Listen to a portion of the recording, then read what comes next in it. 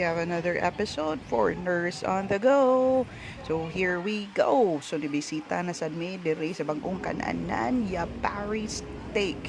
So this is a Japanese-inspired restaurant which specializes in steaks. Lami man jud kay ng steak. Oy, ambot na lang gyud ang steak. So we visited them kay nakabantay sad mi nga murag nagdaghan ni sila branches diri actually. 3 branches in Cebu.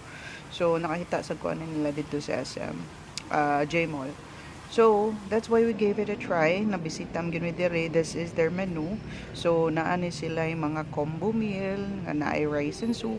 And then, mga pila ka grams nga kanang steak, imong mapili. So, hamburger steak, mixed cut. So, ang ingon sa kuha na mo sa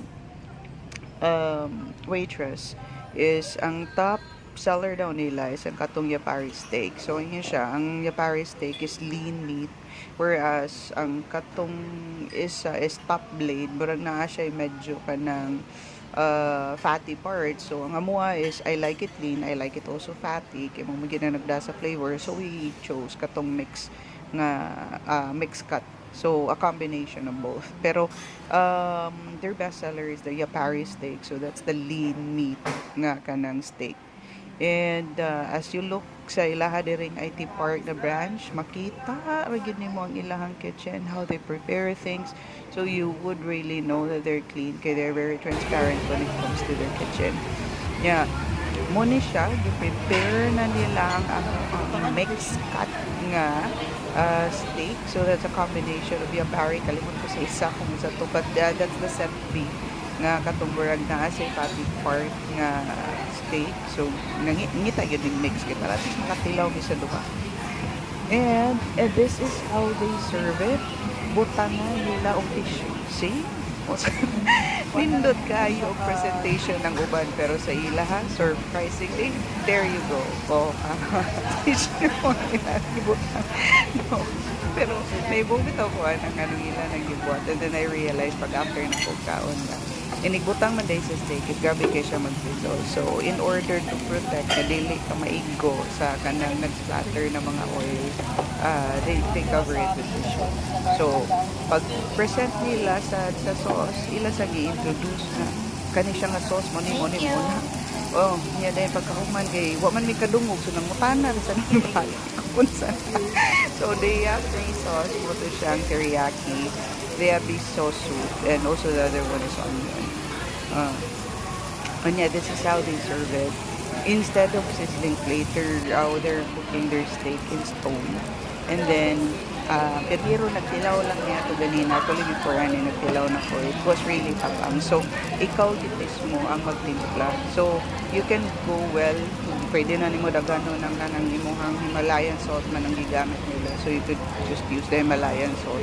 Yung ganahan sa ko sa ilang pepper kay dili siya katong fine. It's just coarse grind lang ba. Makapili pa dyan ka sa inipaak ni mo hang pa pepper. And kanisa, this is how you cook it kanina nga pag-sizzle pa.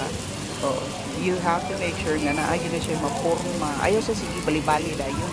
Balihon lang natin mo after 1 minute on each side para makapurma siya, nga ma-seared siya. Na siya crust on each side. Di mo man ay makalamig sa steak ka nang ma-trap na yung iyahang juice pa. Mo yung lamin na eh. And then you can see sa diha, makita yun mo asa mga lean meat, asa sa itong ilang gikuan nga na fatty oil. So, before ko kaon, of course, ilawan sana mo asas na mabagay sa kuha. Yeah, ato na ito. Okay, patuloy mag-mix-mix sa mga gihapon. Pero so yeah, ang ilahang soup, it also comes with soup. Then kanilang combo, it's rice, it's steak, and then kanilang sauces, and then kanada yun ang ilahang soup. So it's just an egg drop soup. Pero lami naman po siya. Ilang soup. So nothing really special about it. Pero ang ilahag yung specialty dito sa ilang soup. And, na. Pagkapinan din na kanon, kaya mo man nila iturang kanon, or yung hapon na ilamig, bisag-asa pa mo maabot. Alright, so, that's our visit. Nalingaw, yun sa mga visit din eh. Lami ang ilahang steak. We got it at, kato siyang among gikaon ganun, was 200 grams. It was worth it. So, give them a visit. Limpyo kayo sila, bago pa kayo sila nag-open diri sa IT Park at bang lang yun sa Ayala, Kilid sa Sparrow. napa sila yung mga sake, oh, ng mga drinks. And then, mo na siya ang mga condiments nila that you could also ask from them kung di ka makontento sa tinimplahan sa steak. So, that's it. Here's another episode. Sanders on the go. So, I'll see you again on our next vlog. Bye!